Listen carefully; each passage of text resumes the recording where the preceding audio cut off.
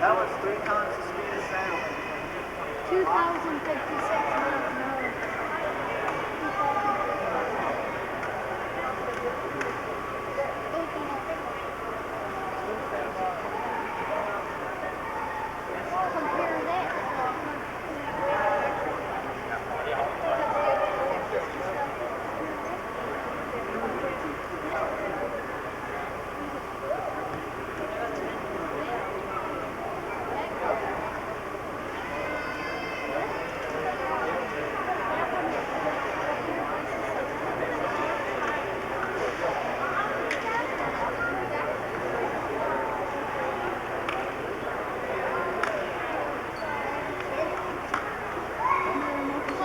Compare that.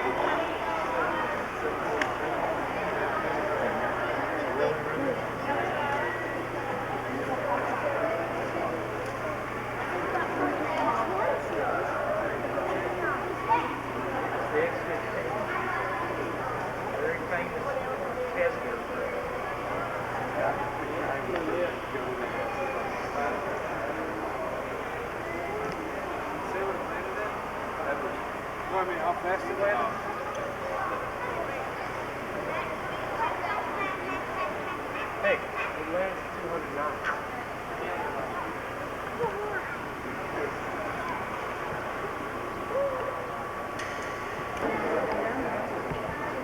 Well, it's medium curious, I'm not sure what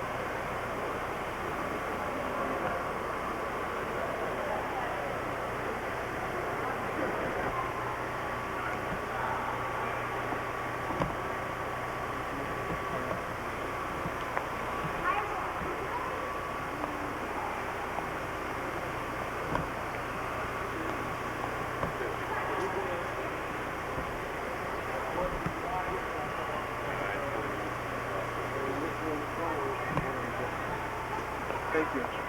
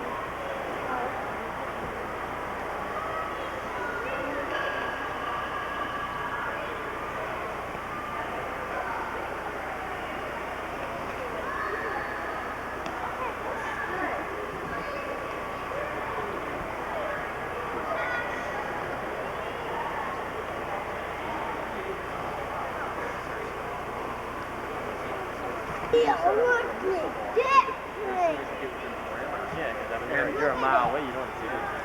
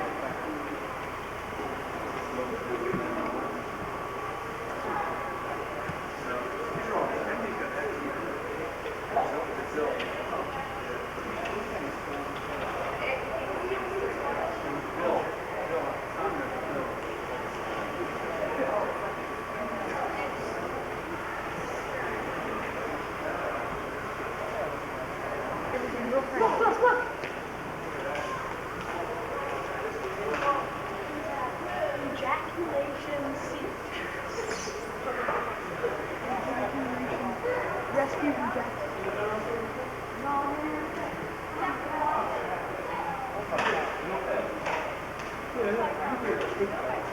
Yeah, that's right. Turbo. Daddy, look at that.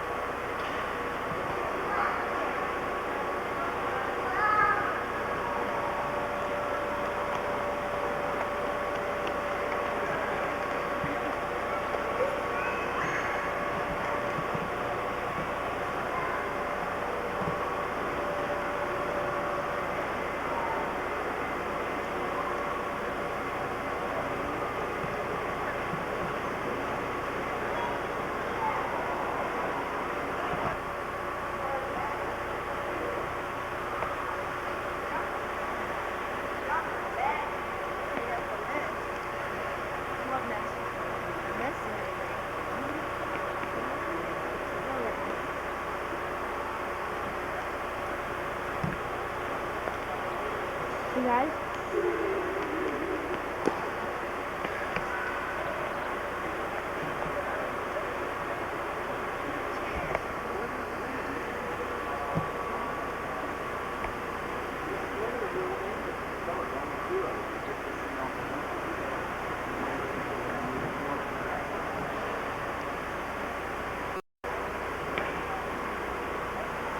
Machine guns on both sides. Yeah. And they got a front. And the other front.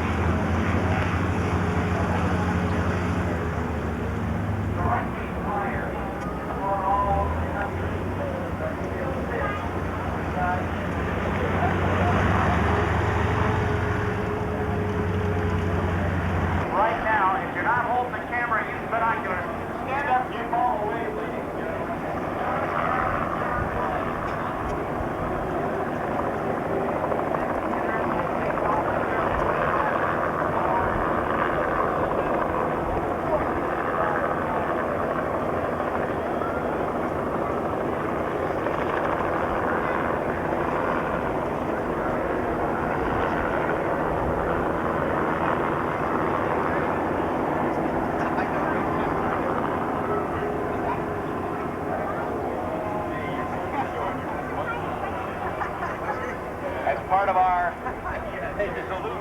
And our kickoff today, ladies and gentlemen, please to the right, look, from the 906 Fighter Group, 89 Fighter Squadron.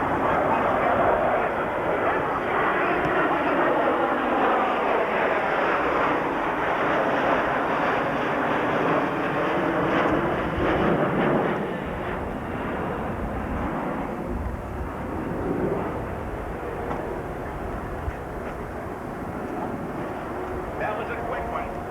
You gotta save the money here.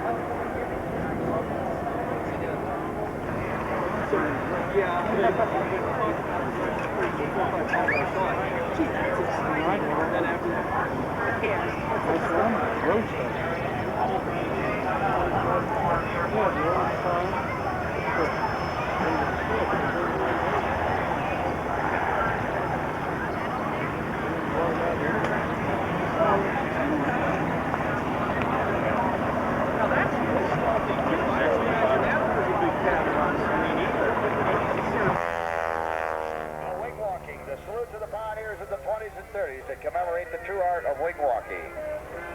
At 160 miles an hour, he does these half loops, half cuban eights. Coming off that one half cuban eight, he rolls it out on that 45-degree down line. And Darrell's just having a ball there with him. You know, Darrell told me one time, he says that actually it's extremely hard to fly that airplane with Jimmy out there changing the airflow in the wind, of course. You betcha, a lot of drag. A lot of drag, and he has to really work that airplane around. The two of them have been doing this since 1972.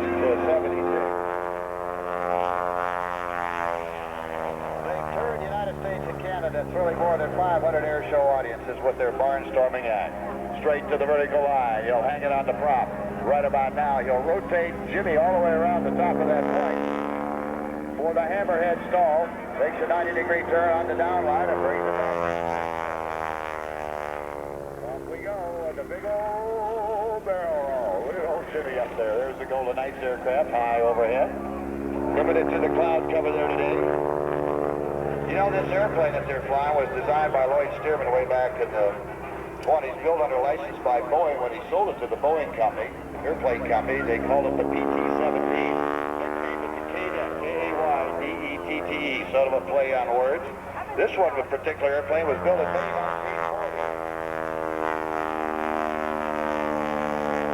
The original aircraft had 220 Continental engines in them, and of course they were used by the Navy and the Army Air Corps as primary trainers, known as the Yellow Peril. They had a vicious ground looping tendency. Now this aircraft, yeah, they put the 450 in it, which a lot of the drop dusters and the air show pilots are yet here today that do fly this type of an act in the fraternity of the wing walkers and the barnstorming air. The Cole brothers. Some of the names of yesteryear are Bud Fountain and Sammy Mason, Dick Linebarger, Bud Fountain, Bill Barber, and of course the Cole brothers. As Darrell brings it right down on the deck.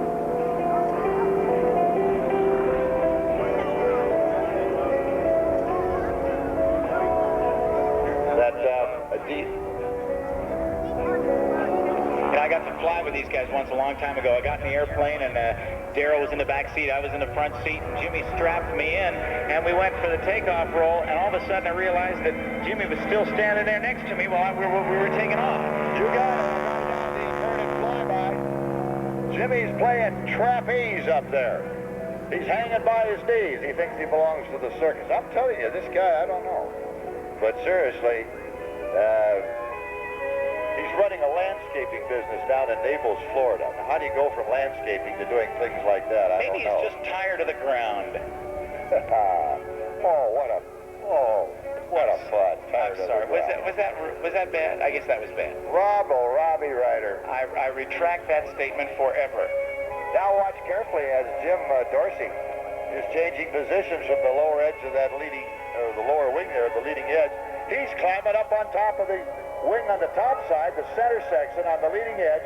Don't lean too far forward there. You'll clip your fingernails in that big cloud. Hey, look, Ma, no hands. Oh, my goodness. No belt, no parachute, no safety line, no handle, just sitting there letting the wind pressure sort of push him back into the leading edge. You know, there are some wing walking acts that do have big rigs up there on the above the top wing, but not Darrell, Montgomery, and Jimmy Dorsey. They do it in the raw, so to speak. Well, yes, sort of to speak. Well, it's a raw act. That's what I mean. Raw courage. Absolutely. Raw insanity. I was going to say, raw nothing. You know, folks, I'd like to make a little clarification here that any similarity between what's going on in the air and coming over this microphone between Rob and I is purely coincidental. Indeed. On the landing roll, of course, Darrell Montgomery has to pay particular attention to the aerodynamics and that, because when Jimmy's sitting up there on the wing, that throws that center of gravity way forward. Spacious skies, amber waves of grain,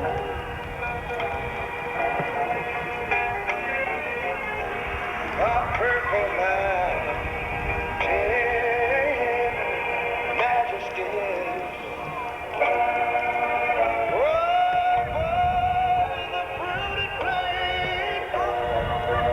Well, now wait a minute. I'm talking about America, sweet America. You know, God done shed his grace on thee. He crowned thy good. Yes, he did. Heavy brotherhood from sea to shining sea. You know, I wish I had somebody to help me sing this. America, I love you, America. Don't you see? My God, he done shed his grace on thee. And you ought to love him for it, 'cause he crowned thy good. He told me he would. Every brotherhood. Feet. Should be inbound momentarily for the first pass of today's show.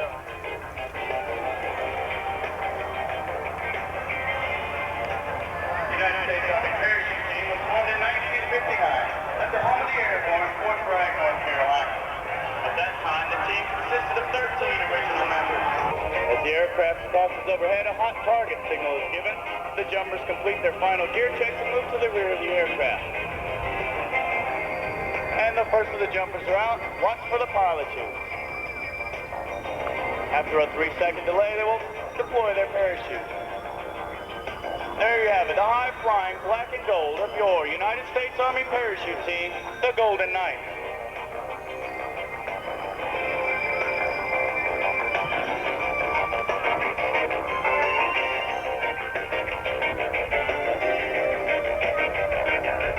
The parachutes used by the Army Parachute Team are flexible wing gliders, constructed of lightweight ripstop nylon. They have a forward speed of 22 miles per hour. To control the parachute, this jumper has a set of steering lines. To turn right, he pulls on the right steering line, and to turn left, he simply pulls on the left steering line. As the jumper's near the target area, you'll see them pull down on both steering lines, flaring or stopping the canopy for the safest and softest possible landing.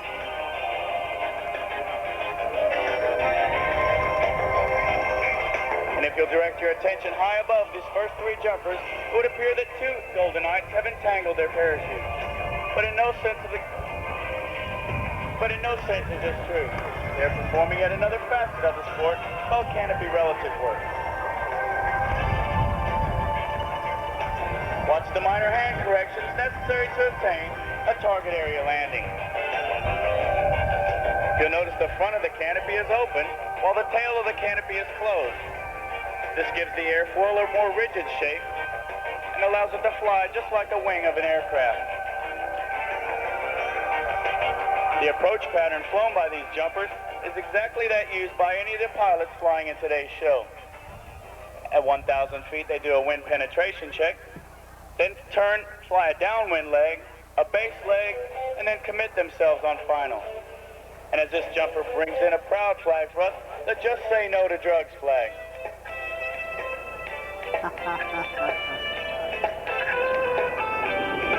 The formation you see now is the biplane formation, the top jumper being the pilot.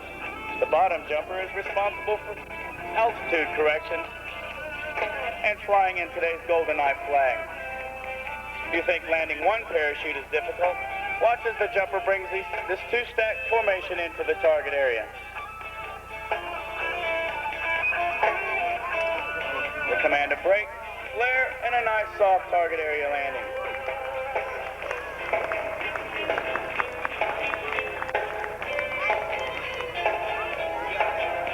Daring as this flying is, Bill, Harold Johnson has never had an aircraft incident, and that's good.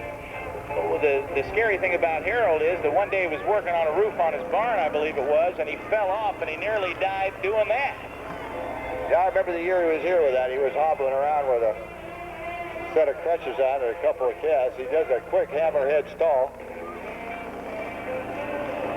This airplane with its wheel fans and its speed cowling on it originally did not have a speed ring cowling or a speed cowling on it. And if you look in your program on page 41, you'll get a good picture of this airplane in flight. It's restored to its original condition as he does the octagon or the 8-sided loop. He plays the whole length of the field down here. He goes into that end zone, boots that left rudder for what we call a hammerhead stall. You know, for aerobatic air show flying and for competition, with a basic loop, roll, and spin in straight line, there are over 9,000 maneuvers, variations of maneuvers under the Arresti system. You'll see more of that when you see Sean Tucker and Patti Wagstaff coming up with their highly maneuverable competition aircraft.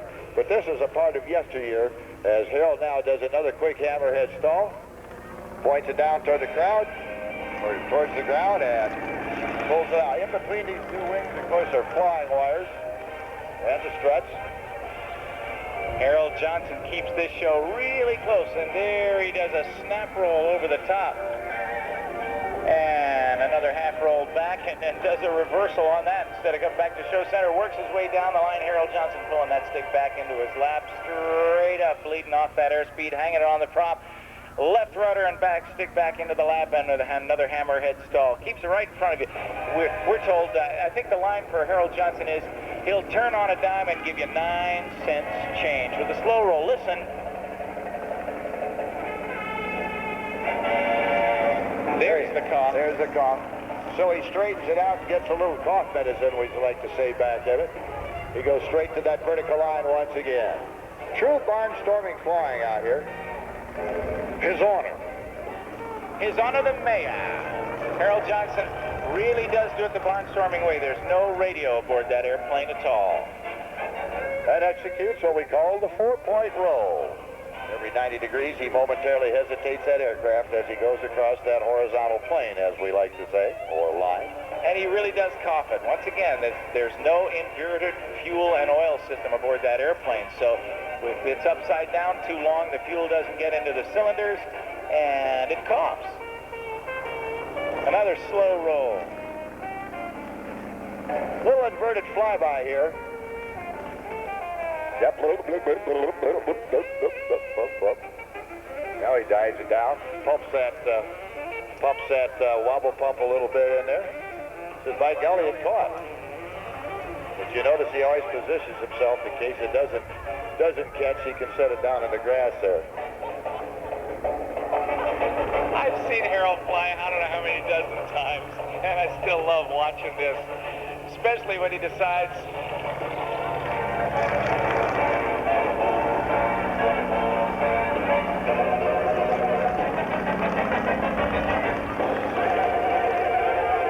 What it looks like, that's the world's biggest Bic lighter. Well, it sure is. Yeah, I think he's going to go down and race from left to right. I think that's what he's going to do. He's going to taxi down to the other end down here and come up this way.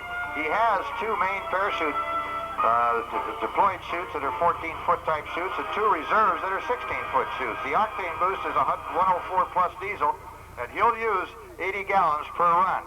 The value of the trunk is about $300,000. And it is a lovely piece of work. If any of you folks get a chance in the static areas over here, he's clear down in the corner over here, but it's worth looking at this truck because it is an exquisite piece of craftsmanship. The truck, of course, is owned by Les Shockley, who also has the big Peterbilt 18-wheeler with 3 jet engines on it. They built this one up for Ken. He went down, made a turn, so I guess the race will be from the right to the left. Now, he can go from 0 to 60 miles an hour in about 0.2 of a second out there. And let's see how fast. Yeah, we'll put the timer on it. There you go. I tell you what, I've ridden in the other one, and it's something that's hard to describe. Well, you had that big flat hole in your chest. There you go. Yeah. It puts you in your seat. Here we go, folks. It's about time for the match race of the day. You can hear the jet engines spooling up on Super Shockwave. He sits there and actually spools those jet engines up to 100% power. And when he leaves, he's got a button on his steering wheel that lights the afterburners, and that's what launches him. And Harold Johnson's going down the crowd line. Give Harold a nice round of applause. Great job in the WACO, Harold. So Mayor of Moraine, and now it looks like Bill Leff, Dave, is just about getting ready to line up here. I can see the landing lights You are on. bet. He's growing a bead on the Super Shockwave. Folks, the race is about on. Get your bets down. Here comes the BF Goodrich T6 with Mr. Bill Leff. We're about to find out who's going to win this race. The betting window is closed. The smoke is on. Here we go. And 1, 2, 3. Now, let's go. The race is on. I'm going to let a fair start today. That was a nice, clean start. 180, 200, 220, 225, 250, 280, 290, 320, 323 miles, and 3.310, and he beats Bill Leff in the T6. I lose again. You lose again. Well, you can pay me after the show, Dave.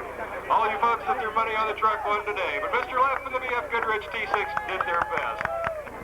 Take care, buddy. Bill Leff coming down. Ken High will be coming down the line as Bill Wigglangles, the beautiful T6. He did a nice job Friday night for the nighttime show as Bill does a barrel roll, and the gear came out. Now, I got a question for all you drivers out there. Was that gear lowered or raised as he rolled it around there? Race, we use flag signals. You'll see a flag drop to start this race. They'll start with a drag race start, go 8 laps of the course. At the start of the last lap, they'll get a white flag, and they will get a checkered flag at the finish of the race. The home pylon, which is the start-finish line, is directly in front of me. It has a large black and white tarp on it. And the first row of airplanes is rolling. This race is on. It looks like John Inman in the number 20 airplane has gotten a jump at the start, and he moves into first position. Dave Myers in the number 90 airplane in second. Don Fairbanks in third. John Inman takes off in the lead. Second row is rolling. Butch Mankiewicz, Dave Patterson, and Charlie Terry. Brian Dempsey in that pink airplane gets off last. John Inman in the lead at the start, goes down the front straightaway, turns the first pylon number 1, around the first turn. Don Fairbanks in second. Butch Mankiewicz moving up into third. Charlie Terry has gone right by, and he's moved up into fourth position. Dave Patterson in fifth. Dave Myers in sixth. Brian Dempsey way behind here in his airplane. Brian's airplane is a very slow accelerating airplane. It's like starting off your car in fourth gear. But once he gets going, look out.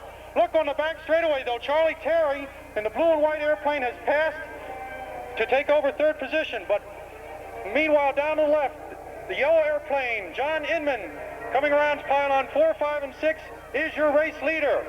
And he comes around onto the home straightaway. John Inman in the lead. Butch Mankiewicz in the green and white airplane, Hornet's Revenge in second position. Charlie Terry in Blueberry in third. Dave Patterson in fourth. Don Fairbanks in fifth. Dave Myers in the number 90 in sixth. And Brian Dempsey in that pink airplane number 8 in last position. Will he be last for the entire race? I doubt it. Meanwhile, on the back straightaway, John Inman, he's got the course all to himself. He can fly the cleanest line around the pylons. Very smooth pilot, a flight engineer for a major airline. He goes air racing on the weekends, and he comes around onto the front straightaway in the lead. Brian Dempsey's beginning to move up through the pack in the back, but meanwhile, John Inman, your leader, Butch Mankiewicz in second. Now John has pulled out a pretty good lead here at this point. Charlie Terry in third, not really in a position to challenge. Dave Myers, winner of, that's Dave Patterson in the winner of yesterday's feature race in fourth. And those four have pulled out a good gap. Brian Dempsey, though, has suddenly decided that let's not wait around any longer. He's going by, he's moved up into fifth. On the back straightaway, John Inman leads. Mankiewicz in second. Patterson high is challenging on Charlie Terry low. Wingtip to wingtip coming around these next pylons, 4, 5, and 6 on the back straightaway. John Inman, your leader, coming down the front straightaway. Butch Mankiewicz in second. Charlie Terry is doing everything he can to hold off Dave Patterson, sorry. Charlie Terry's in third, wingtip to wingtip. Dave Patterson challenging for third position. Brian Dempsey now a pass for the lead in the next lap or so. Meanwhile, third and fourth place, hotly contested. Charlie Terry in third, veteran race pilot, is doing everything he can to hold off Dave Patterson in fourth in the white and red number 88. Wingtip to wingtip. Brian Dempsey moving up behind these guys. Look out in the back straightaway. A challenge for the lead. Butch Mankiewicz, wingtip to wingtip with the race leader, John Inman. Butch with his higher speed. Looks like Butch is going to take over the lead. Butch Mankiewicz, the race leader. John Inman falls back into second. Brian Dempsey goes zooming by. He moves into third, passing Charlie Terry and Dave Patterson. Butch Mankiewicz, the race leader, comes around. We get the halfway point on the race. 4 more laps to go. Butch Mankiewicz, the leader. John Inman in second position. Brian Dempsey now beginning to stalk the leaders. He's moving up fast. Meanwhile, Charlie Terry and Dave Patterson still having their race. They're both battling now for fourth position. Butch Mankiewicz has a good fast airplane. He's never won a major race. He's holding the lead. Now Brian, look at Brian go by John Inman. Brian goes by into second position. Now Brian has really got it moving. There's only a few more laps to go. Is Brian going to catch him? Boy, I think at this rate, look how fast Brian is catching up. I think Brian is going to catch him in a lap or two. Let's see what happens. Butch Mankiewicz in the green and white airplane, number 27, in the lead. Brian Dempsey in hot pursuit, coming up to John Inman, the early race leader, is now down to third. And meanwhile, Charlie Terry and Dave Patterson battling. Dave has just gotten by. Charlie Terry knocked down back to fifth.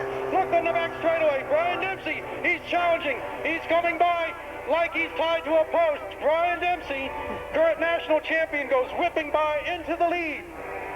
And that's going to be all as she wrote, probably. Brian Dempsey has really got it moving. He's moving away. He's got a big lead already on Butch Mankiewicz. I think Brian Dempsey is really charging here at the end of this race. Brian Dempsey in the pink and white airplane, number 8, leader. Butch Mankiewicz in second. John Inman back down in third. Dave Patterson in the number 88 airplane. He's got fourth place sewn up for the moment. Charlie Terry can't quite catch him. Charlie Terry in number 77 Blueberry in fifth. On the back straightaway, Brian Dempsey is really hauling away. He's almost about to lap Dave Myers there in the number 90 airplane. The white flag is up. When they come around for the home pylon, this will be the start of the last lap. Brian Dempsey, look at the lead. Boy, he started off way behind, and boy, he really got going. Brian Dempsey, pink and white airplane, takes the white flag. Well in the lead. I think Brian has got it sewn up now, unless he has some sort of problem.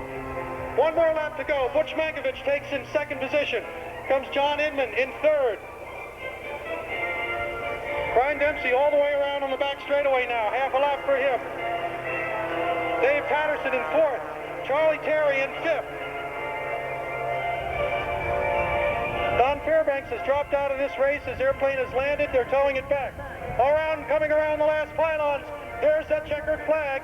Brian Dempsey sees it. He puts his airplane down that front straightaway. There he comes. He's going to take the checkered flag. Brian Dempsey, the winner. And here comes Butch Mankiewicz, is about to put a lap on Dave Myers. Dave Myers a lap behind Butch Mankiewicz in number 27, second position. Number 90 a lap down. John Inman, early race leader, is going to place third, looks like. John Inman comes by, third place. Dave Patterson in number 88 takes fourth. Charlie Terry, number 77, takes fifth. And now the airplanes will pull up off the race course. The race of Air is proud to announce that this aircraft will begin service in the Dayton-Cincinnati market on October 1st, 1993. He is out there in a holding pattern. He'll be coming by very shortly. Today's pilots are Jim Nides and Pat Kyle.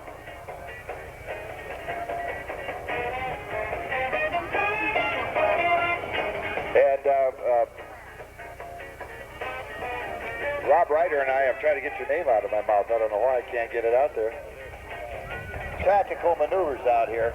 As he'll lift off, he'll suck up the gear and make a steam climb out on a 45-degree line out up to 5,000 feet.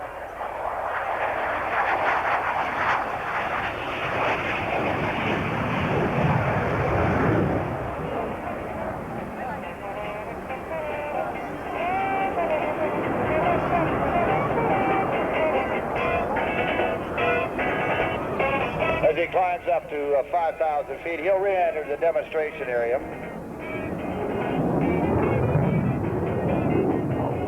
Our cloud cover disappeared all of a sudden. We had a nice cloud cover out here, but I'm not sure what happened to it. I guess it burned off. Typical Dayton weather for Air Show weekend. Hazy, hot, and humid. Great day yesterday, another great day today. Thank you, Rob. I don't know about you, Bill, but I want to get my hearing protectors in. It gets loud out here. From the right in the high-speed pass.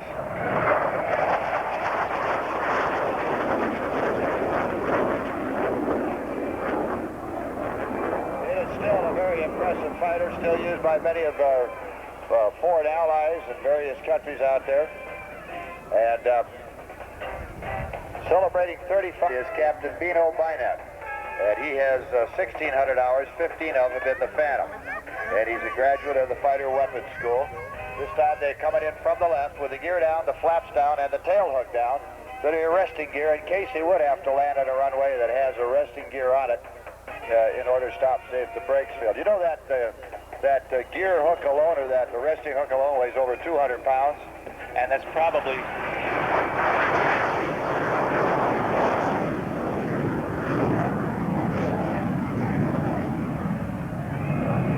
And that's 200 very, very important pounds of insurance. Yeah.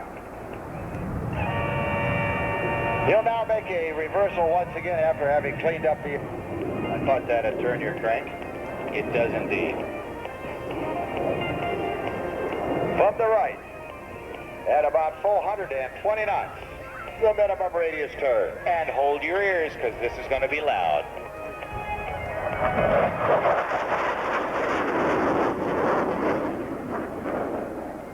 See a little angel fuzz coming off the wings there. That's the condensation as it passes through the air at a high rate of speed, and the humidity out here creates that condensation. We call it angel fuzz.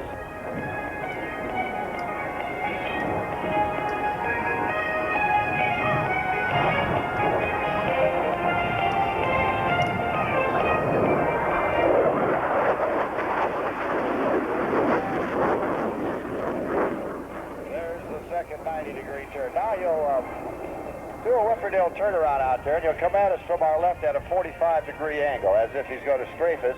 Hit stage center, then he'll wrap it around.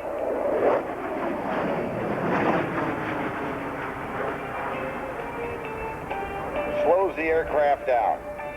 I remember when the Thunderbirds and the Blues were flying this aircraft. We referred to it as the Beauty and the Beast. I happened to be at the last Thunderbird performance in 1973 at Lakefront Airport in New Orleans when Chappie James, the late General Chappie James, shut the gas pump off, and that was the last flight. Pilot who rode in the diamond formation just below and behind the #1 aircraft. He got a lot of...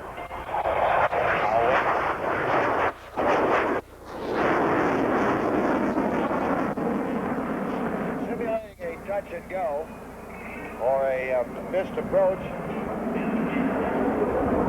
Captain Hartzfeld climbed steep up with the gear still in the down position.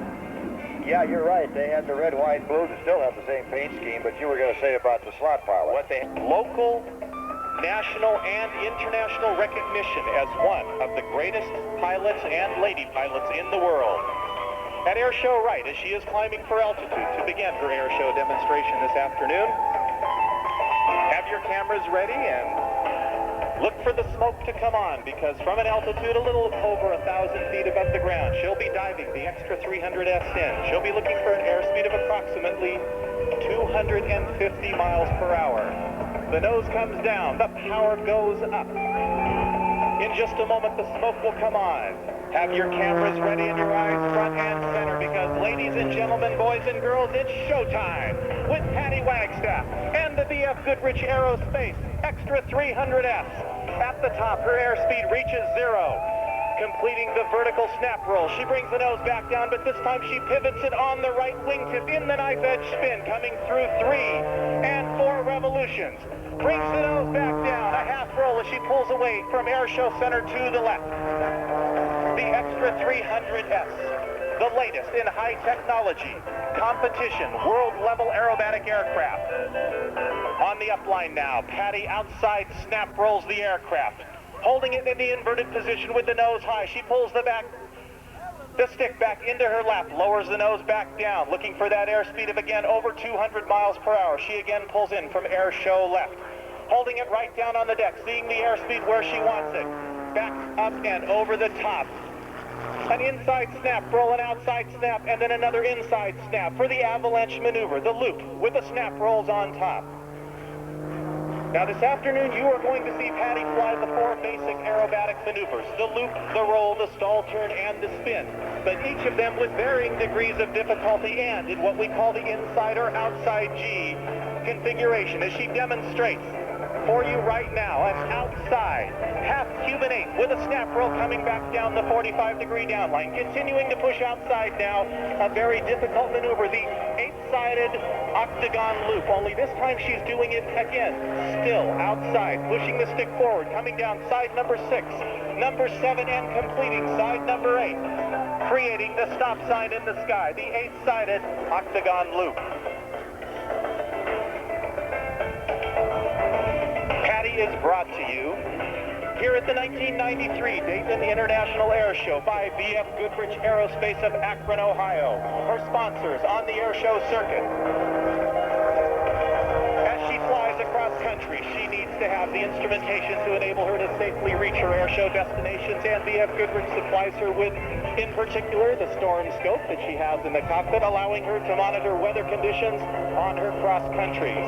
Up and over the top in the square loop, coming back down side number 3, pointing the nose down, reaching the airspeed she needs, and pulling out the bottom, completing this maneuver. The stick back as she climbs back up the 90-degree vertical upline, showing off the profile of the Goodrich Extra 300S. Airspeed to 0. At the top, power off. The tail slide, back down her own smoke trail. She lets the nose pitch forward. A 1/4 roll on the downline as she shoves the throttle forward. Coming back in at air show right.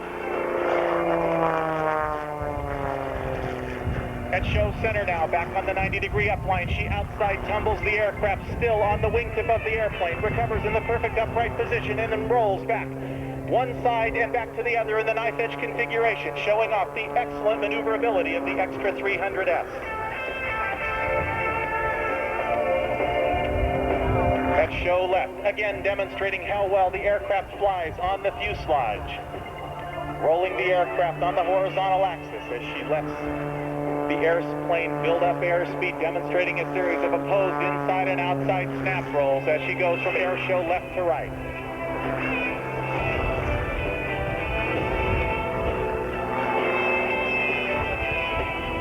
Continuing to roll the aircraft now at show right, climbing for just a little bit of altitude to get ready for her next maneuver. One of the most difficult maneuvers on both the pilot and the aircraft. Also, she will demonstrate once again the excellent maneuverability and the vertical penetration of the Extra 300. Notice the crispness in her control inputs of the Extra 300. Stick back, the perfect 90-degree upline. Snap rolling the aircraft, continuing to roll the airplane.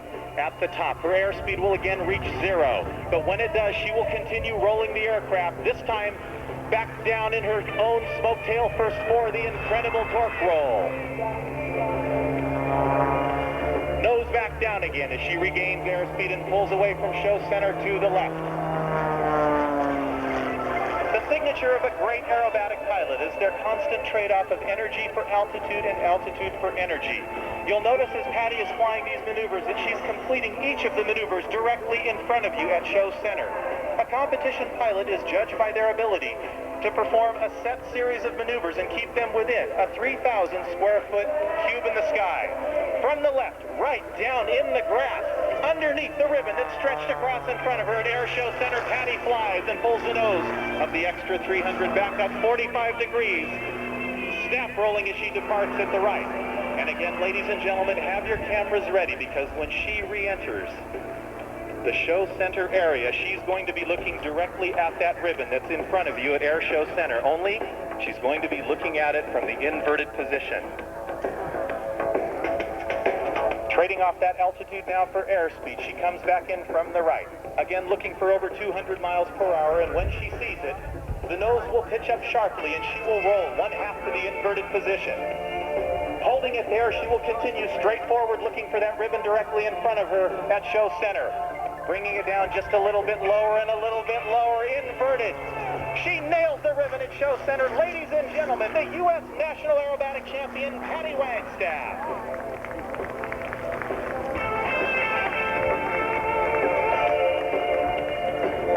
Over her 10-year career in competition and air show flying, Patti has flown a variety of different aircraft types, beginning with the Valenka Decathlon, flying a series of pit special biplanes, and then progressing.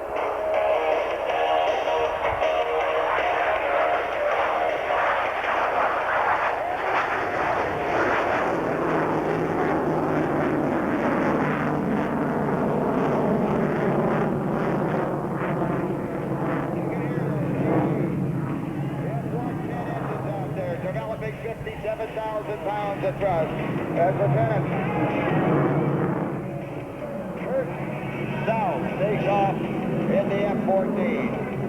The F-14B Tomcat is 62 feet long, only 2 feet shorter than the DC-3 Goody Bird, with a wingspan of 64 feet. Wings full forward. Maximum takeoff weight is about 35 tons. Today's pilot is Lieutenant Kurt South, call sign Weed, and he is from Hampton, Virginia. And his radar intercept officer or RIO is Lieutenant Brian Herlock, better known as Chum, from Dayton, Ohio.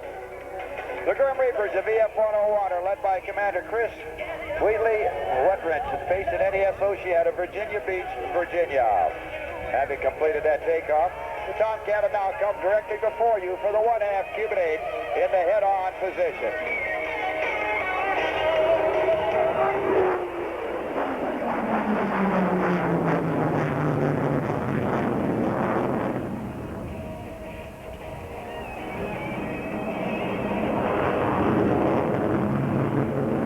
Having completed the 1/2 Cuban 8, he'll roll the F-14 out and set himself up for his next maneuver in the wing.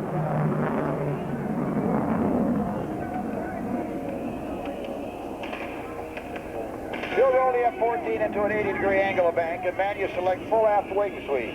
The degree of sweep of the variable geometry wing is normally controlled by a computer called a Mach sweep programmer. The wings fully forward are at 20 degrees of sweep, full at 68 degrees. From the right, the Tomcat knife edge wing sweep pad. As Weeds and Chum will come in from our right. You know, this has a whole sound of all of its own with these new GE engines in it, made right down the road down here. I did the first demonstration out at Oceana a few years ago, and they flew these. The sound between that and the straight A is unbelievable. There is the knife edge. Watch now as the wings sweep back to the full.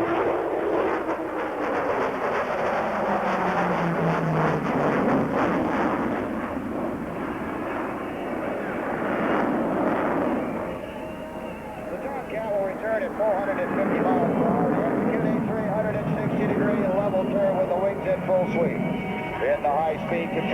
the Tomcat takes on the shape of a delta. But the large flat central surfaces between the engines, which the designers call a pancake, serves as an airfoil or lifting body, helping the wings to create the lift needed to sustain the turn. During the turn, the aircrew will withstand 6 to 7 times the force of gravity.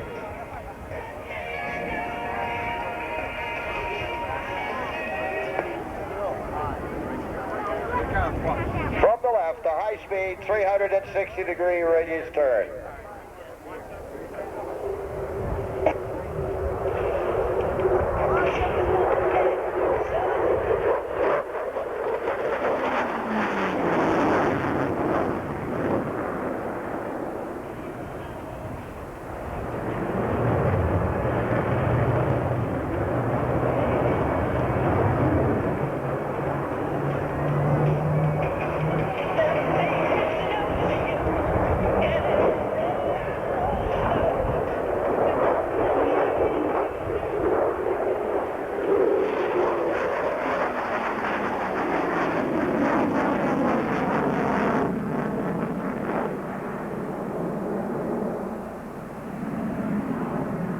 The next pass will demonstrate the variable wing sweep of the F-14. Weeds will begin a slow roll at 350 miles an hour with the wings at full sweep, or 68 degrees. During the roll, he will manually select minimum sweep, and the wings will move forward to the 20-degree position.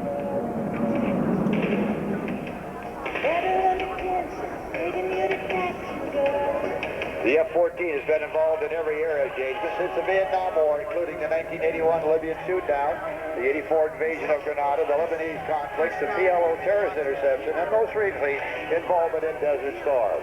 From the right, the wing position change path.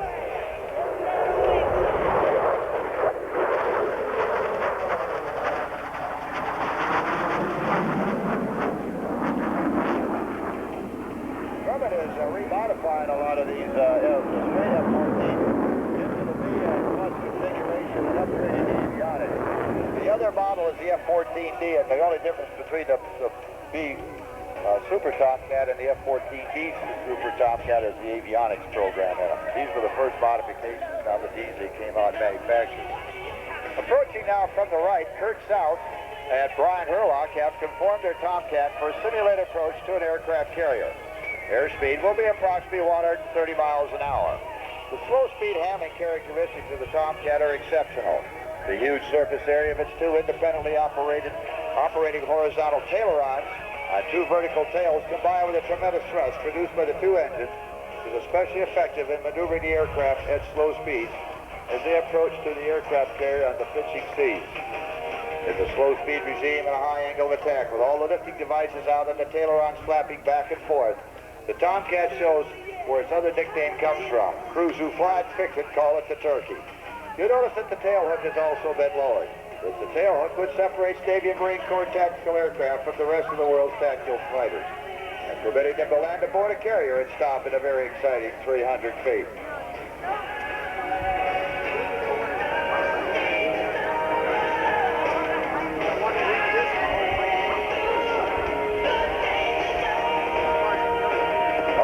Center point now, Weeds and Chubb will take a simulated wave off. This is what the landing signal officer would like to see and would see as he approached the deck. They've decided that maybe they should go around, they'll simulate a way off, select Zone 5 afterburners, and accelerate away from the deck.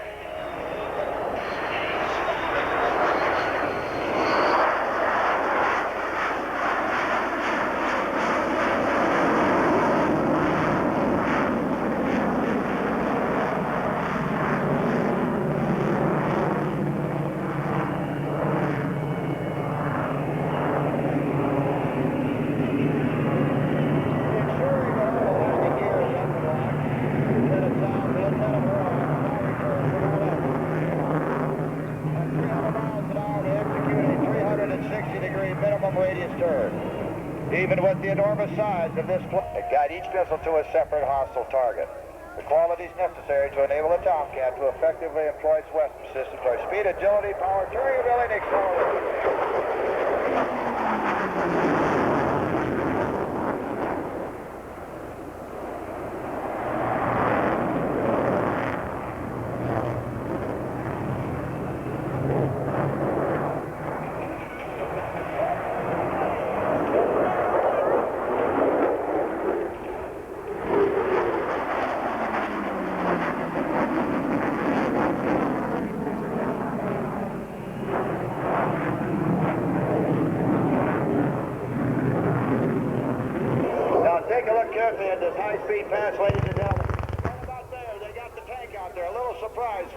We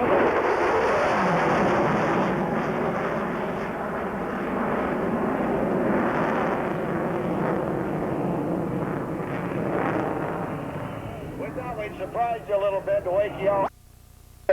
Performing the dirty element to demonstrate the tremendous power and superb slow-speed handling qualities of the F-14B.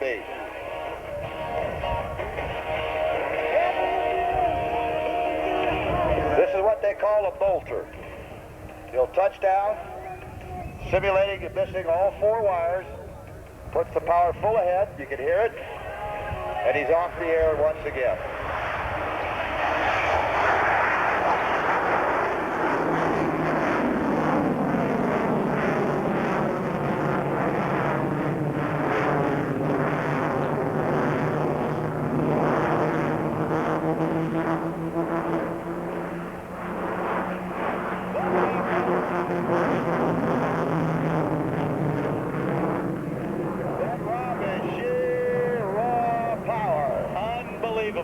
When those bolters take place, generally those F-14s don't go into that high an angle of attack. Demonstration for the F-14 for the 1993 season. Ladies and gentlemen, the F-14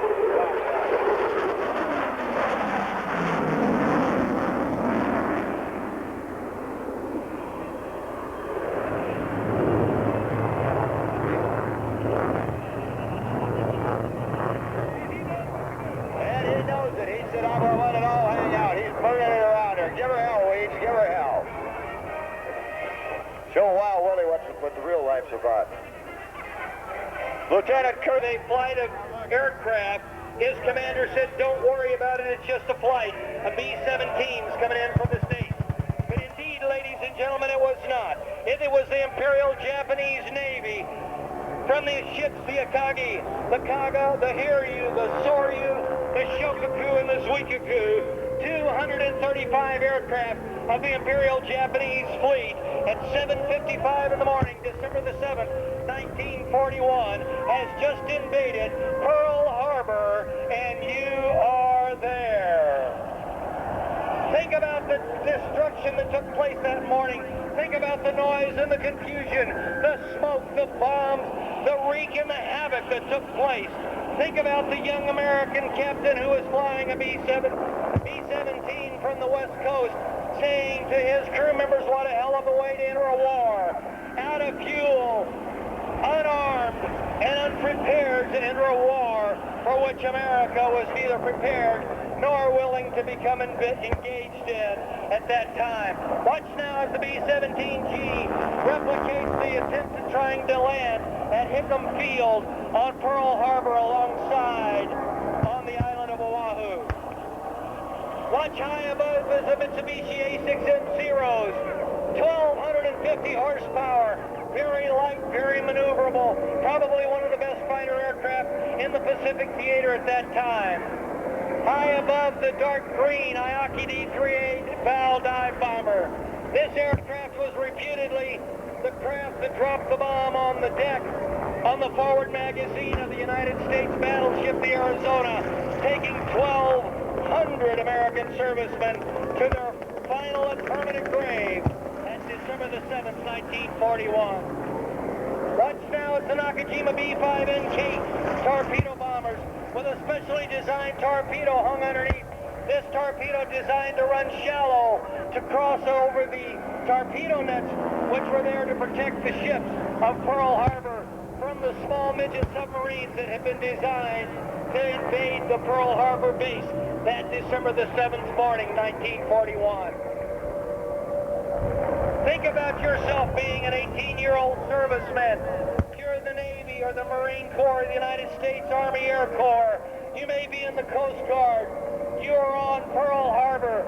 You are totally unprepared for what happened that morning because this invasion was unannounced and we were unprepared. We even had ammunition and guns locked up in the bays on the great ships that lay alongside Ford Island that December the 7th morning. Think about the fire burning across the bay at Pearl Harbor. The young men trying to jump over. Think about the burns and the confusion, the sinking ships, Indeed, the United States ship, the Vestal, tried valiantly to get out of the bay. Her captain was killed on the bridge, and a young ensign, never having been in command before, took command of the battleship, the Vestal, and continued to drive that great ship out of the bay to protect it from the invasion of these forces.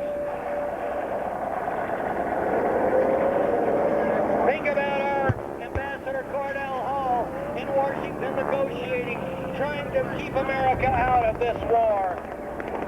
Think about that time in history.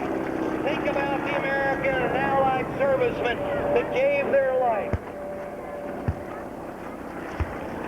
Think about President Roosevelt going before Congress that next morning and saying to America, yesterday, December the 7th, 1941, a period which will live in infamy.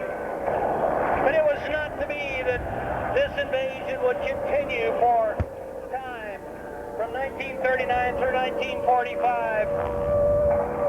Axis powers throughout the world were trying to take away freedom from a free people throughout our entire world.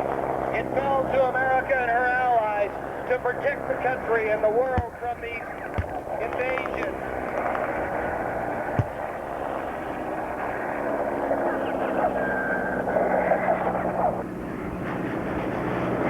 Think about President Roosevelt and listening to his words.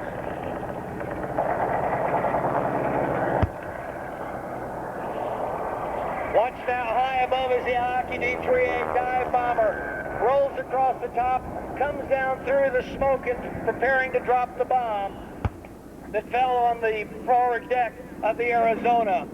Think about all of the other things that took place that morning. Watch now as the B-17G tries desperately to get onto a base, anywhere.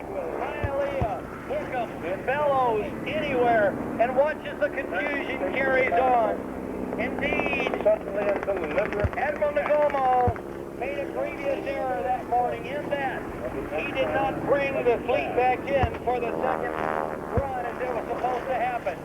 As a result of that, America did not lose its oil sources. To American naval and military forces, I regret to tell you that very many American lives, as our president speaks to America, with confidence in our armed forces, with the unbounding determination of our people. Watch as the smoke clears the air. Watch as the airplanes continue to come in and bomb and invade our island base at Pearl Harbor. Watch the different kinds of aircraft as they travel across this make-believe Hawaiian island. 52 years ago, ladies and gentlemen, watch now as the great aircraft start to taxi out in preparation for the continuation of our demonstration of the aircraft of World War II, that period from 1939 through 1945. Indeed, ladies and gentlemen, a lot of people gave their life that day. But that just started the next 4 years. They built the greatest air armada this world has ever known in that very short period of time. As a result of the invasion of Pearl Harbor, America lost 18 battleships, 188 aircraft were destroyed, and 159 more were damaged. 2,403 Americans died at that morning, December the 7th, 1941, at Pearl Harbor. But all this did was to solidify America's resolve to protect the rest of the world from the invasion of the powers that were in that period from 1939 through 1945. Watch now as the B-17G, 1,200 horsepower per engine, comes in replicating this attempt to land at Hickam Field, and think about the love for this great nation that these great young men and women gave their lives to protect. Think about our freedom, the freedom that America knows and loves today. Watch now as the B-17G with one gear down, engines aflame as it tries to make the landing at Hickam Field. Think about this very self-same airplane flying in the north of Europe, 30,000 feet. We lost thousands of these great aircraft fighting against the Axis powers in Europe. Think about the young men who were flying these aircraft that gave their lives that we may be the great free nation we are today. Watch now as the B-26, formerly an A-26 from World War II fame, takes to the air. Pratt & Whitney R-2800s, almost 2,000 horsepower on each side, as this great aircraft takes to the air. Started flying late in 1943, flew continuously in support of American history right up into the Korean conflict. That systems specialist is Jim Gescheiter, and public affairs officer is Jay Radabaugh. That's the Gator Invader from down in Florida. Jay Radabaugh, of course, works for GE down there in Cincinnati, making all those fine engines that we see going on. And the B-25 taking off is owned and flown by Glenn Lamont from Detroit, Michigan. This is the Guardian of Freedom. P-51. Ladies and gentlemen, coming down the line is Kurt South and Brian Herlock, your F-14 pilots. Let's put those hands together and give them a big round of applause in their final demonstration. Good show, guys. Ken? P-51 Mustang, both of the P-47 being flown by Charles Osborne from down at Clarksville Airport in New Albany, Indiana. Different engine types. Listen to the Mustang as it prepares for liftoff.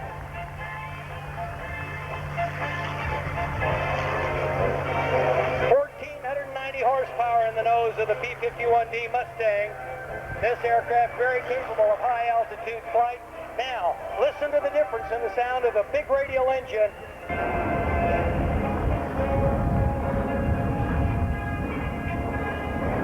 High above the sound of the Texas Raiders, this aircraft from the Gulf Coast Squadron of the Confederate Air Force down in Houston, Texas, being flown by Colonel Buddy Cooksey today.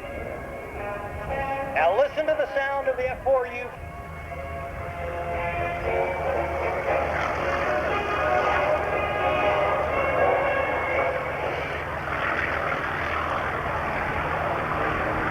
And last, ladies and gentlemen, the 40 of 600 horsepower in the nose. This aircraft being flown for your enjoyment today. Watch now as the B-26 comes around. The sound of 2,000 horsepower. Watch now as the B-25. This one made famous by Doolittle's Raiders. Think about the 13 aircraft that took off from the USS Hornet during World War II. 13 of these aircraft took off very lightly loaded for the first attack against the Japanese homeland. While we did very little damage that day, it was one of those missions that gave us Japanese prison camps. 1,200 horsepower each in the P-17 Liberator. As we mentioned, this one is called the Texas Raider. When I say Liberator, I'm sorry, Rob.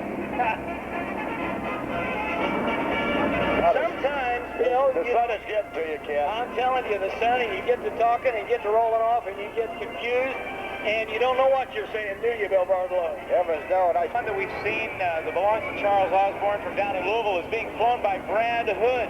And Brad is a former Air Force pilot who's been flying Mustangs for about 20 years, and Brad says of all the B-51s he's... How to get his airplanes as Charles Osborne from Louisville, Kentucky, coming by. In the Big Ass Bird 2, that's its nickname, Big Ass Bird 2, the B-47, the Jug. You know our air boss up here, Claire Potter, he's an old...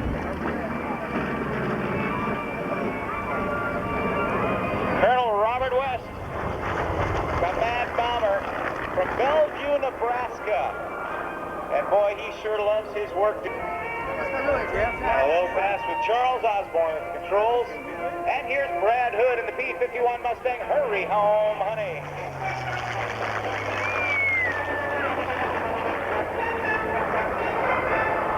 And while we got...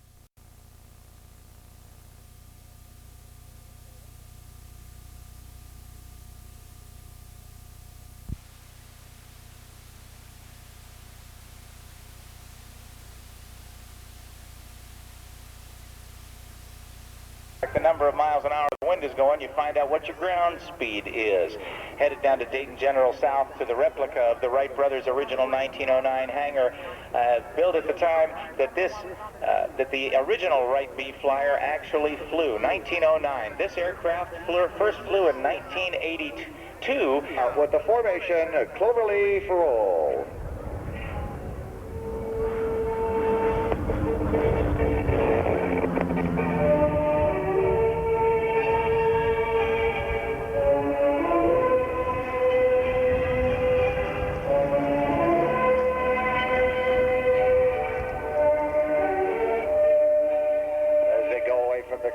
They go to the vertical line, the side-by-side hammerhead stall in perfect unison.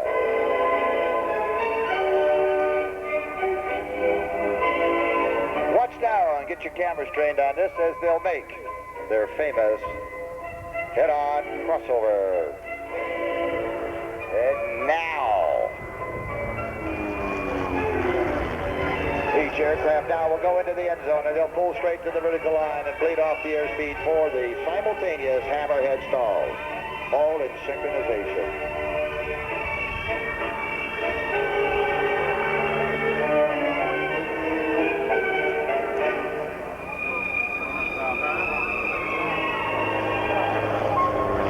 And across the knife edge pass. And now each aircraft will go up and do a reverse 1/2 Cuban 8.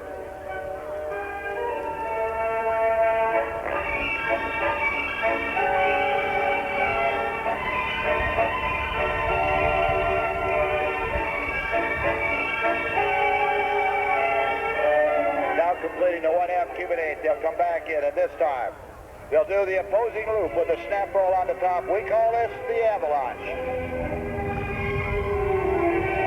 Oh, okay. The Tora guys are all coming down the line, so let's give a big round of applause to all those fine pilots of the Tora squadron from the Confederate Air Force. Will be working their way down the line as the French connection now go up to the top. Each aircraft going over doing the 1/2 Cuban 8. And they go and they'll rejoin once again. Port 3 coming up at number 3. For this time, they'll set up for the formation barrel roll. After doing the 270-degree turn, we'll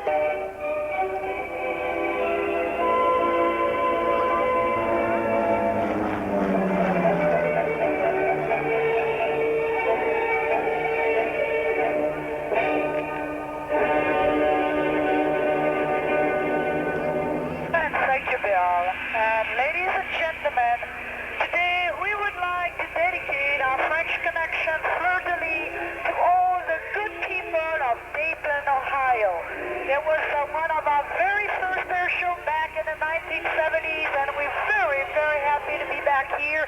Everybody is so friendly and nice. Thank you, and have a wonderful Sunday.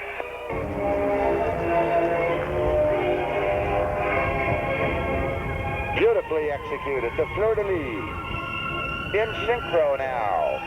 As they come around, each aircraft doing it, we'll do a 1/2 outside loop with a cross at the bottom.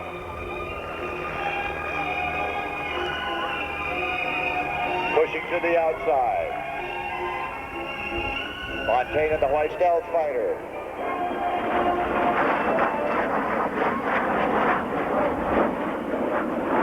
The F-117 is piloted today by Captain Lee Archambault.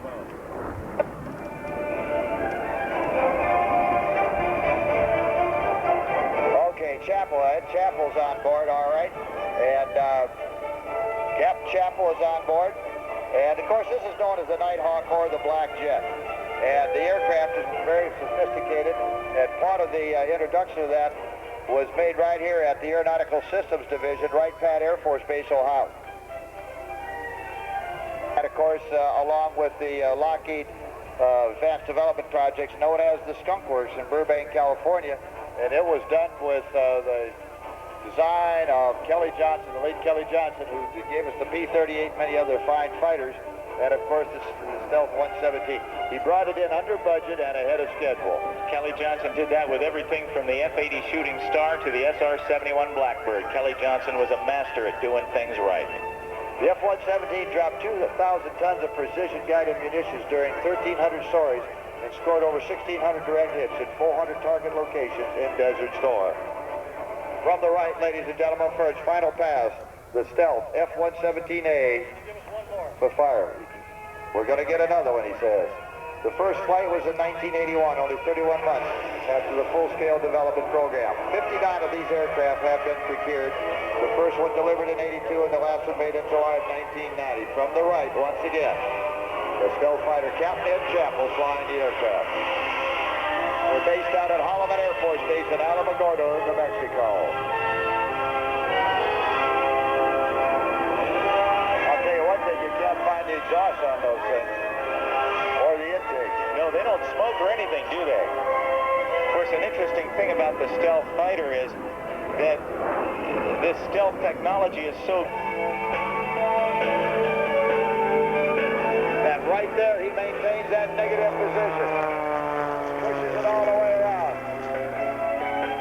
This time we call this the Wooey Loop. As he goes across the top, right about there. He'll do that.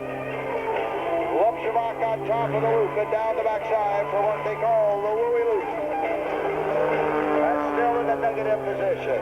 So negative outside loop with a snap roll on the top. Now into the end zone for a hammerhead with a quarter, a 1 1/4 rolls up and a 3/4 roll down. He's going to set himself up for the double hammerhead. With a quarter roll up and an outside shoulder roll, and then a hammerhead at 360-degree front wheel.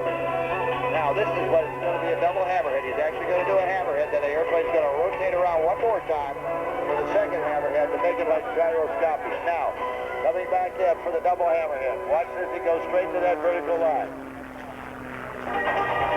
There's the flip top over the top. All right. Shoulder roll. Now, here comes the first hammerhead. Now watch the airplane go all the way around. There's the second hammerhead. He stops it right on the dime for the double hammerhead. And back down once again. Into the end zone. He'll push it up to the vertical line for the next maneuver called the flip top.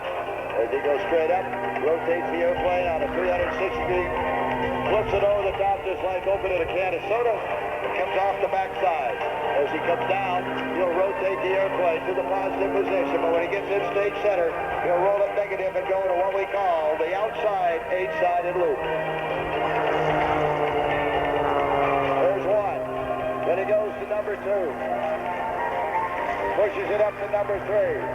Then he goes across the top for number 4. Number 5. Number 6. Down the backside to number 7.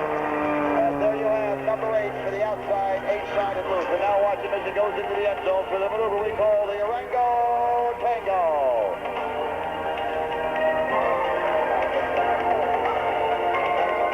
He'll now climb up the altitude. He'll climb up the altitude, and then he will be... What?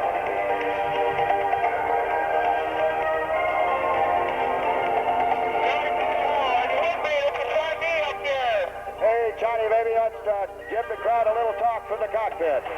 My friend, God bless America, and God bless 893, ladies and gentlemen. I'm having a ball up here.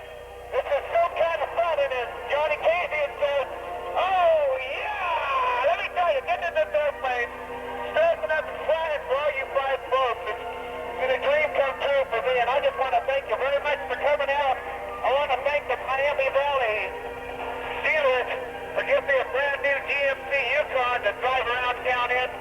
When I'm done flying, I'm going to get the Randolph booth, and I'll sign every autograph for every kid till the sun goes down, because aviation is just a wonderful thing. I'm proud to be a part of it. Ladies and gentlemen, thanks again for coming. And the next maneuver is what I call the centrifuge. Kind of like riding on the inside of a tidal wave, but we're going to call it the Dayton Shuffle on this trip. And I'm going for 8 tumbles. So you try to put me. Oh, you take it away, because here I come. Okay, Johnny, take it down.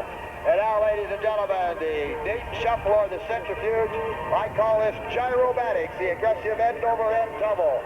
If you've never seen it, you'll never believe it until you see it. All right, here we go. He gets it right up there. All right, he pulls it all the way around. There's 1, there's 2, there's 3, there's 4, there's 5, there's 6, there's 7. One more, there's 8. And he got 9.5. How about that, ladies and gentlemen? The Dayton Shuffle, or the Centrifuge by Sean D. Tucker. Well, God, do I wish I had my mother-in-law strapped in there about now. Oh, man. In the hammerhead with 3 points of a 4-point roll up and a 3/4 roll down. Then he'll come back in for the famous torque roll. He really get a beauty off like he did yesterday. High overhead, he comes straight down into stage center as he machine gun-like moves from one to the next. Going to the vertical line, the smoke comes on. Now he starts to rotate around. There's one. He'll continuously roll that aircraft around, and then he'll start to back up, but the roll will continue. Now, just about stopped. Still coming back. There's 1 length, 2 lengths, 3 lengths through the smoke, 4 lengths, 5 lengths, 6 lengths, 7 lengths, and about 7.5 lengths the torque roll by Sean D. And that's more than you'll see any other pilot in the country do. And more than he did yesterday. The next maneuver is dedicated to his son Eric, who is 11 years old, and he helped narrate with me on Friday over here, and he's going to be a good little narrator, 11 years old. This is called the Eric Tucker. Over the top. The Eric Tucker comes off the top of that, now comes back in from the left in a series of point rolls with the aircraft. All the way around, stops it. All the way around, stops it again. And the point rolls. Now as he goes into the end zone, he'll pull up to that vertical line. A full roll at 2.5. Snaps on a 45-degree up line, and he'll pull it out to level. Watch now as he comes back in from the right for the 360-degree outside knife edge turn. He's pulling about 3.5 to 4 negative G's. The body wants to come out of the cockpit, the eyeballs want to come out of the socket, but those Randolph Challenger glasses are keeping the eyeballs in and the safety harness keeping the body in. With the red tip smoke out there, he goes all the way around in a minimum radius turn. Sean D in the 360-degree turn. You talk about pushing the envelope. He knows how to do it. Precision personified. Yes, indeed he does. Now, 5/8 of a loop and a 1.5 on the roll down. The next one will be the Tucker upper. From the inverted, the Tucker upper.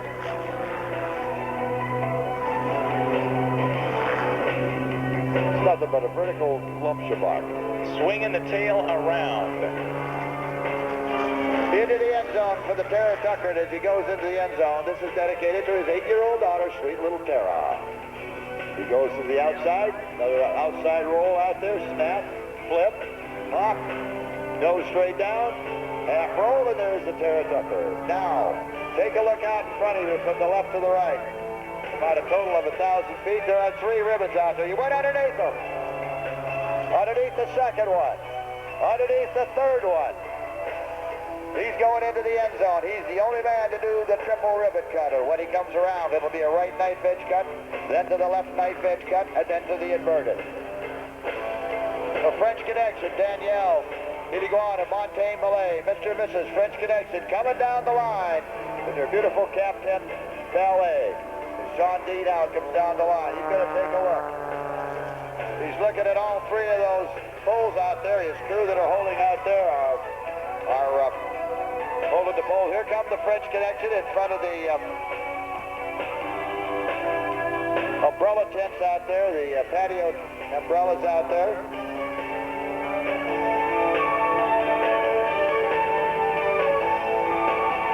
Coming back in right now. This time, the right, the first one. There's number 1. Then he goes number 2. There's the left one. And then he rolls it to inverted, and there's number 3, ladies and gentlemen.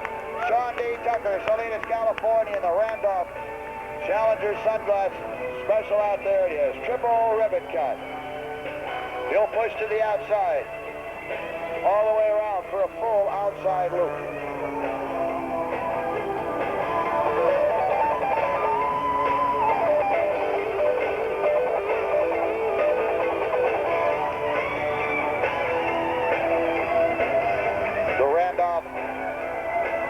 Outside loop, the Tucker upper the end zone, and the next one will be the Randolph slider. And you'll want to watch this one very carefully. Watch as he comes in from the left. He'll pull that airplane up, and he'll literally walk it across the sky on the tail of the airplane. Give it a buzz job to the B-1. pushes to the negative, then brings it all the way up. Watch it as he walks it across the sky, what they call the Randolph slider. Then hammerheads it out. One more pass and then to the landing. His next one is dedicated to all the Marine pilots. It's known as the Harrier Pass. He will take that aircraft. He will point it up on a 45-degree angle, nose up, 45 degrees, and slow fly it down the length of the run. The Harrier Pass by Sean D. Tucker.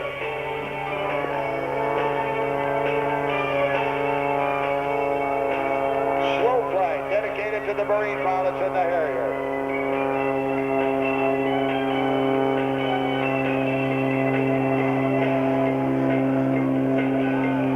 And the Randolph sunglasses, the booth is right behind the patio table. Stop by, get a free autograph, win some sunglasses. Look over the Randolph sunglasses, meet Sean D. Tucker. How about that, ladies and gentlemen? Sean D.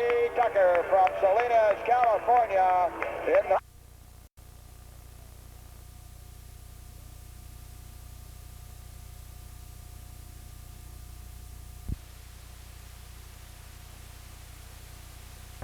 It's capable of nuclear, short-range attack missiles, and gravity and air-launched cruise missiles and conventional bombs with a maximum payload of 125,000 pounds.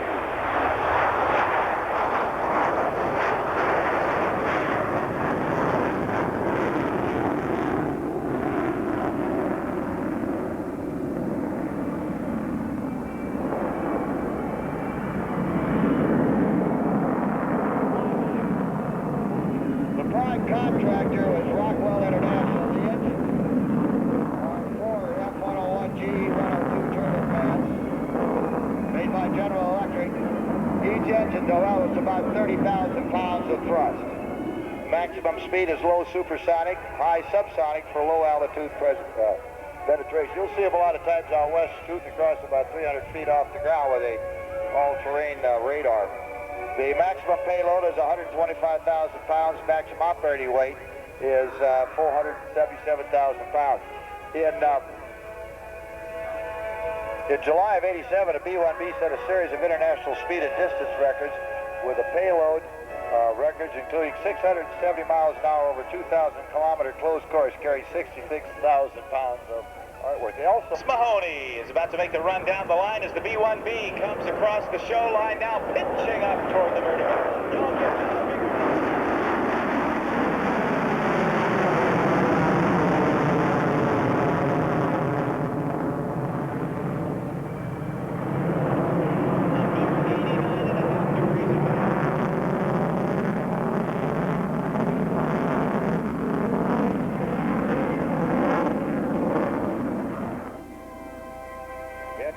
The only other two airplanes that make noise like that are the Concorde and the old Vulcan bomber. As John Mahoney goes down. Hey, John, show him those hot pants. Here comes the B-1B.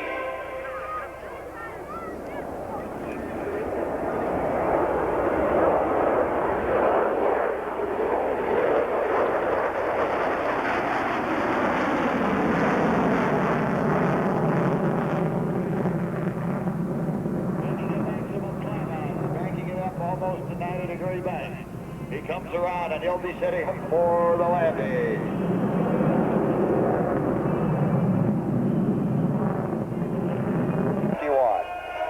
On the left wing is Ben Cunningham from Jackson, Mississippi.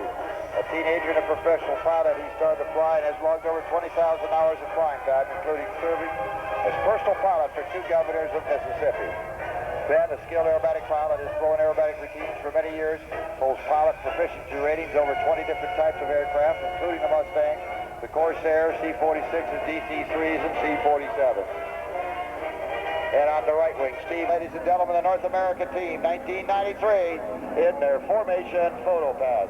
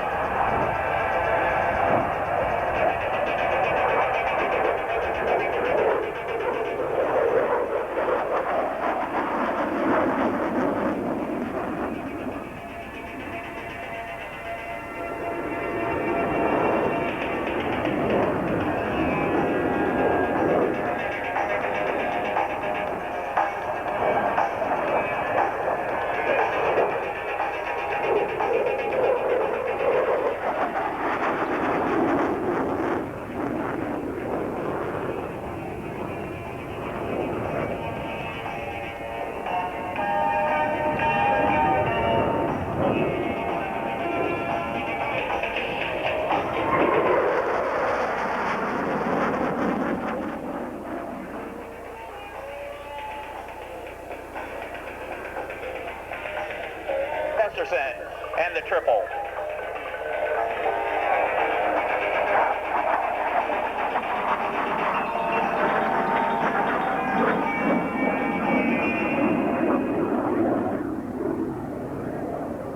And a dog fight.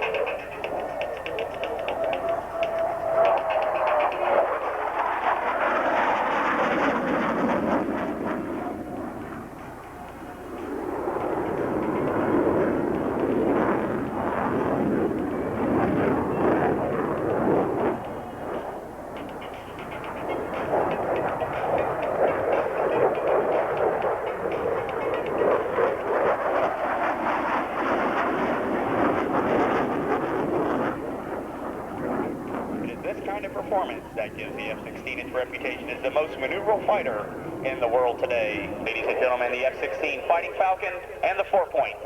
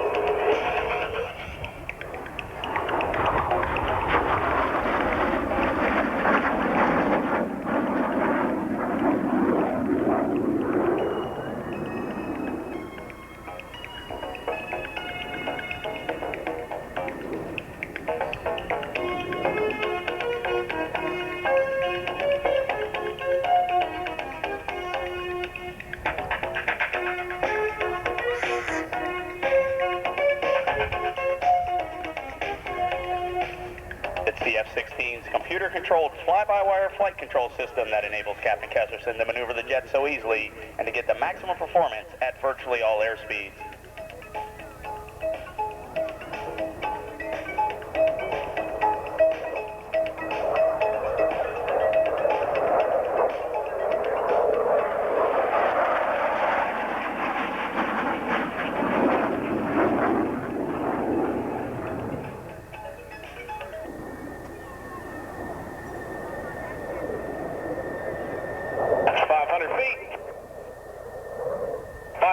In the burner's end.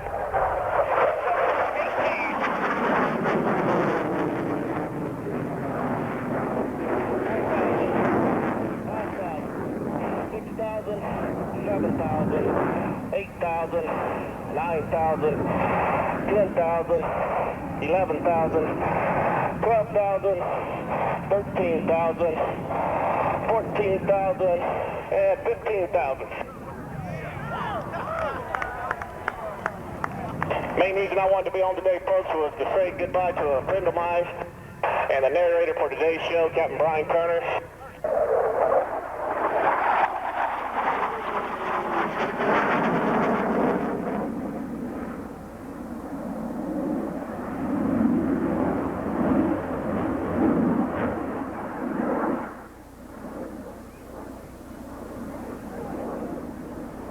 Associate of Virginia Beach, Virginia.